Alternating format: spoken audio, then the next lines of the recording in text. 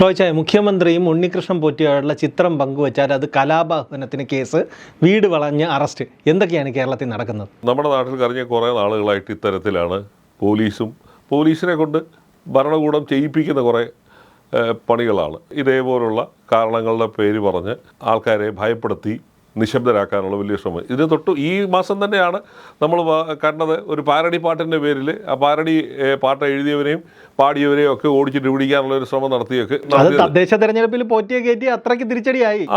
അപ്പോൾ ഞാൻ പറഞ്ഞ ഒരു പാട്ട് കേൾക്കുന്നത് പോലും അസഹനീയമായി തോന്നുന്ന ഒരു ഭരണകൂടത്തിൻ്റെ വേറൊരു പതിപ്പാണിത്. ഇയാൾ സുബ്രഹ്മണ്യം ചെയ്ത് ന്യായമാണെന്നല്ല പറയുന്നത്. സുബ്രഹ്മണ്യൻ ആലോചനയില്ലാതെ യാതൊരു ജാഗ്രതയില്ലാതെ കൈകിട്ടിയ ഒരു പടം എടുത്ത് മുഖ്യമന്ത്രിയും ഉണ്ണികൃഷ്ണൻ പോറ്റിയും തമ്മിൽ ബന്ധമുണ്ടെന്നുള്ള മട്ടിലൊരു പോസ്റ്റ് ഇട്ടത്. സുബ്രഹ്മണ്യൻ പങ്കുവച്ച ഫോട്ടോകളിൽ ഒരെണ്ണം മാത്രമാണ് അത് പുള്ളി തന്നെ പറയുന്നുണ്ട്, എനിക്ക് വീഴ്ച പറ്റിയതാണെന്ന്. അല്ല, ഞാൻ പറഞ്ഞ് നമ്മുടെ ഒരു എന്താ പറയുക, നമ്മുടെ ഈ നാട്ടിൽ കുഞ്ഞൻ നമ്പ്യാരെ പോലെ VKനെ പോലെ എല്ലാവരെയും സർക്കാസ്റ്റിക്കായിട്ട് കാണുകയും വിമർശിക്കുകയും കവിത എഴുതുകയും പാട്ടെഴുതുകയും സിനിമയൊക്കെ എടുത്തൊരു നാട്ടിൽ ഒരു പോസ്റ്റ് ഇടുന്നതിൻ്റെ പേരിൽ അല്ലെങ്കിൽ ഒരു പാരഡി പാട്ട് പാടുമ്പോൾ ഇവിടെ ഇരിക്കുന്ന ഭരണകൂടം അവരെ ഓടിച്ചിട്ട് പിടിക്കുകയാണ്. ഇന്ന് രാവിലെ നമ്മൾ കണ്ടതല്ലേ, സുബ്രഹ്മണ്യൻ്റെ വീടിനകത്തേക്ക് പോലീസ് ടീം വന്ന് എരച്ച് കയറി അയാളെ പിടിച്ചുകൊണ്ട് പോവുകയാണ്. ഏതോ പിടികിട്ടാ പുള്ളിയായിട്ട് നിൽക്കുന്ന പോലെ ഒരാളെ വന്ന് പിടിക്കുന്ന പോലെയാണ്. അപ്പം ഇതൊക്കെ എന്ത് മെസ്സേജാണ് കൊടുക്കുന്നത് ഇവിടെ? അതേസമയം തന്നെ സുബ്രഹ്മണ്യൻ ഷെയർ ചെയ്ത പടം തന്നെ BJPയുടെ സംസ്ഥാന പ്രസിഡന്റ് ഇതേ പടം തന്നെ ഷെയർ ചെയ്തതാണെന്ന് പറയുന്നു.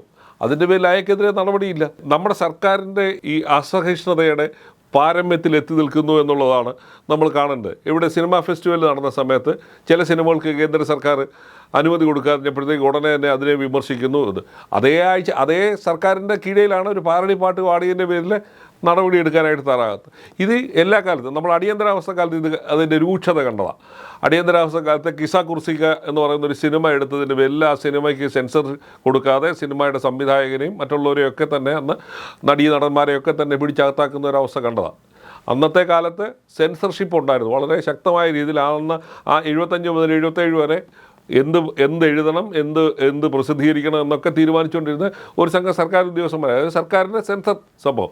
അതിന് സമാനമായ സ്ഥിതിയിലാണ് ഇവിടെ വലിയ ആവിഷ്കാര സ്വാതന്ത്ര്യത്തെക്കുറിച്ച് പറയുന്ന ഇടതുപക്ഷ സർക്കാർ ഭരിക്കുന്ന സമയത്ത് ഒരു ഫേസ്ബുക്ക് പോസ്റ്റ് ഇടുന്നത്, ഒരു പാരഡി പാട്ട് പാടുന്നത് ഒക്കെ തന്നെ വലിയ കുറ്റമായിട്ട് കാണുക. എന്നാൽ നേരെ മറിച്ച് വിമർശനങ്ങൾ ഉയർത്തുന്ന വാർത്തകൾ ചെയ്യുന്ന മാധ്യമപ്രവർത്തകരെ ഓടിച്ചിട്ട് പിടിക്കുന്നു ഇല്ലേ?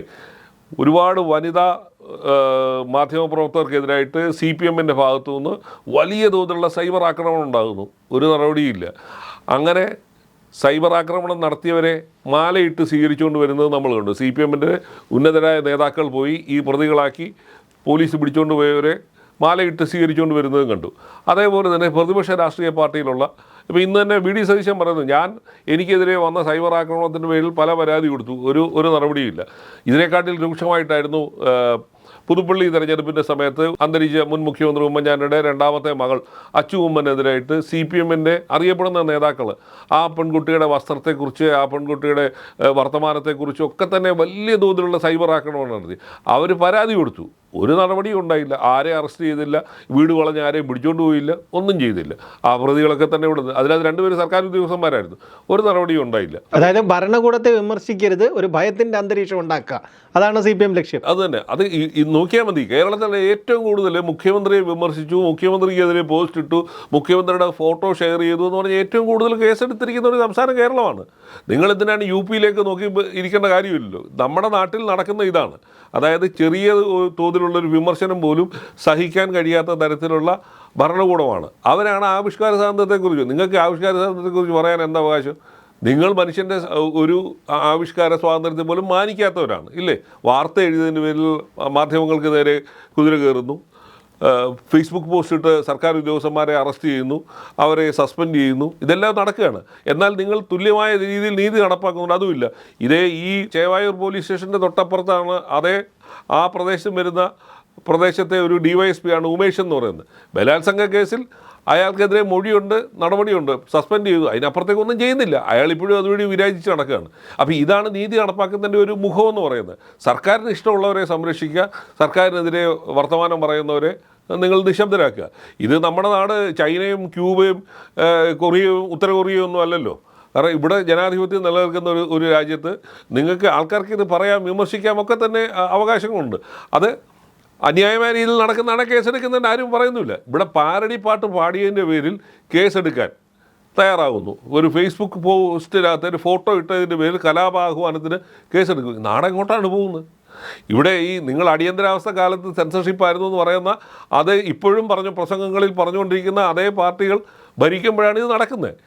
അടിയന്തരാവസ്ഥയെ എതിർത്തവരാണ് കേന്ദ്രം ഭരിക്കുന്നത്. അവരിതിനെക്കാട്ടി ഭീകരമായ കാര്യങ്ങളാണ് ചെയ്തുകൊണ്ടിരിക്കുന്നത്. അപ്പം ഭരണകൂടത്തിന് ഇഷ്ടമല്ലാത്ത അവരുടെ സൗകര്യത്തിന് യോജിക്കാത്ത എന്തും കണക്കാക്കി കേസെടുത്ത് അകത്തിടുന്നൊരു പ്രവണതയാണ് നിൽക്കുന്നത്. അപ്പോൾ പിന്നെ നമ്മൾ ജനാധിപത്യത്തിനകത്തെ ഫ്രീ സ്പീച്ചിനെ കുറിച്ച് പറയാൻ എവിടെയാണ് യാതൊരു അവകാശമില്ലാത്ത ഒരവസ്ഥയിലേക്കാണ് പോകുന്നത്. അതായത് നമ്മുടെ ഭരണഘടന ഉറപ്പ് നൽകുന്നതാണ് നമുക്ക് സ്വതന്ത്രമായ രീതിയിൽ സംസാരിക്കാനും നമ്മുടെ ആശയങ്ങൾ പ്രചരിപ്പിക്കാനും അത് പ്രകടിപ്പിക്കാനും ഒക്കെയുള്ള സ്വാതന്ത്ര്യമുള്ള രാജ്യത്ത് ജീവിച്ചുകൊണ്ടിരുന്നിട്ടാണ് നമുക്ക് ഈ സ്ഥിതിയിലേക്ക് നമ്മുടെ കാര്യങ്ങൾ എത്തുന്നത്. നിങ്ങളെന്നാൽ അതേസമയം തന്നെ ഫേക്ക് ന്യൂസിനെതിരെ കേസെടുക്കുന്നില്ല. ഫേക്ക് ന്യൂസുകൾ ധാരാളമുണ്ട്. കാരണം ഭരിക്കുന്ന പാർട്ടിയുടെ ഭാഗത്തുനിന്ന് ഫേക്ക് ന്യൂസുകളും ഇതേപോലുള്ള പ്രവണതകൾ നടക്കുന്നുണ്ട്. ഒരു കേസും എടുക്കുന്നില്ല. നിങ്ങൾ അത്തരക്കാരെ സംരക്ഷിക്കുകയാണ്. അതാണ് നമ്മൾ കണ്ടിട്ടുള്ളത്.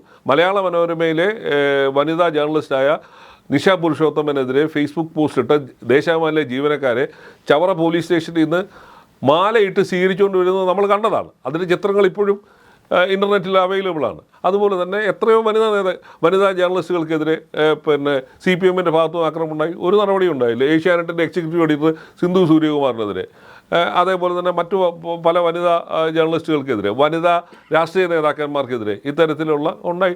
ഒരു നടപടി ഈ സർക്കാരിൻ്റെ ഭാഗത്തുനിന്ന് ഉണ്ടായിട്ടില്ല. അവർക്ക് സൗകര്യപ്രദമായിട്ടുള്ളവർക്ക് മാത്രമേ ആ നടപടി ഉണ്ടാകുന്നു. അല്ലാത്തവർക്ക് ഏത് അതിജീവിതയുടെ ഭാഗത്തുനിന്ന് നീതി തേടി ചെന്നാലും കൊടുക്കാത്ത ഒരു സ്ഥിതിയുണ്ട്. ആ യാഥാർത്ഥ്യം നിൽക്കുകയാണ്. അപ്പോൾ നിങ്ങൾ ഈ തരത്തിൽ ഈ ഒരു ഭരണകൂടം തന്നെ നീതി നടപ്പാക്കേണ്ട ഭരണകൂടം തന്നെ രണ്ട് തരത്തിൽ പെരുമാറുന്നു എന്നുള്ളത് ഓബ്വിയസ് ആയ ഒരു കാര്യമാണ്. അത് ആൾക്കാർ കണ്ടുകൊണ്ടിരിക്കുകയാണ്. ഈ ശബരിമലയിലെ ഈ പാരഡി സോങ്ങിൽ വിരൽ പിടിക്കുന്നു, അതേപോലെ തന്നെ ഉണ്ണികൃഷ്ണൻ പോറ്റിയും മുഖ്യമന്ത്രിയും കൂടെ നിൽക്കുന്ന ഒരു പടം ഇടുമ്പോൾ വിരൽ പിടിക്കുന്നു. ശബരിമല അത്രത്തോളം CPM-നെ ഭയപ്പെടുത്തുകയാണോ? അതെ, അതുകൊണ്ട് തന്നെയാണല്ലോ ആ പാരഡിയുടെ FIR എന്നൊക്കെ ആൾക്കാർ ഇനി അതൊരു ചരിത്രത്തിൽ ഇതിൻ്റെ ഭാഗമായി കിടക്കേണ്ട ഒരു FIR. കാരണം അതിനകത്ത് പറയുന്ന ഒരു സർക്കാർ ആ പാരഡി പാട്ട് പാടിയ ആൾക്കാർക്കെതിരെ പറയുന്ന FIR-നകത്ത് പറഞ്ഞത് 1 മുതൽ 4 വരെ പ്രതികൾ ഇൻ്റർനെറ്റ് മാധ്യമം വഴി നേരിട്ട് പൊതുജനങ്ങൾക്കിടയിലും വിശ്വാസ സമൂഹത്തിലും മതവിശ്വാസം തകർത്ത് മതവികാരത്തെ അപമാനിക്കും വിധം മതവികാരം പ്രചോദിപ്പിക്കണമെന്നും മതവിശ്വാസ സമൂഹത്തെ പരസ്പരം ഇളക്കി വിടണമെന്നും മനഃപൂർവ്വമായ ഉദ്ദേശത്തോടും കരുതലോടും കൂടി ഏതോ ദിവസം 1-ാം പ്രതി അയ്യപ്പ ഭക്തികാരത്തെയും ശരണമന്ത്രത്തെയും അവമാനിക്കും വിധം മതവിശ്വാസികൾക്കിടയിൽ വിദ്വേഷം വളർത്തുന്ന വിധവും മതസൗഹാർദ്ദം ഇല്ലായ്മ ചെയ്യുന്ന വിധവും സമൂഹത്തിൽ സമാധാന ലംഘനം ഉണ്ടാക്കണമെന്നുള്ള ഉദ്ദേശത്തോടു കൂടി പോറ്റിയെ കേറ്റിയെ എന്ന ഗാനം നിർമ്മിച്ചും പാടിയെന്നൊക്കെയാണ് പറയുന്നത്. മതവിശ്വാസം തകർക്കുന്ന രീതിയിലേക്ക്. കാരണം ആ പാട്ട് ഒരു തരത്തിലും ആരുടെയും മതവിശ്വാസം ലംഘിച്ചിട്ടില്ല എന്ന് തീവ്ര ഹിന്ദുത്വവാദികളായ ആൾക്കാർ പോലും പറയുമ്പോഴാണ് സർക്കാർ ഇത് പറഞ്ഞ് കേസെടുത്തത്.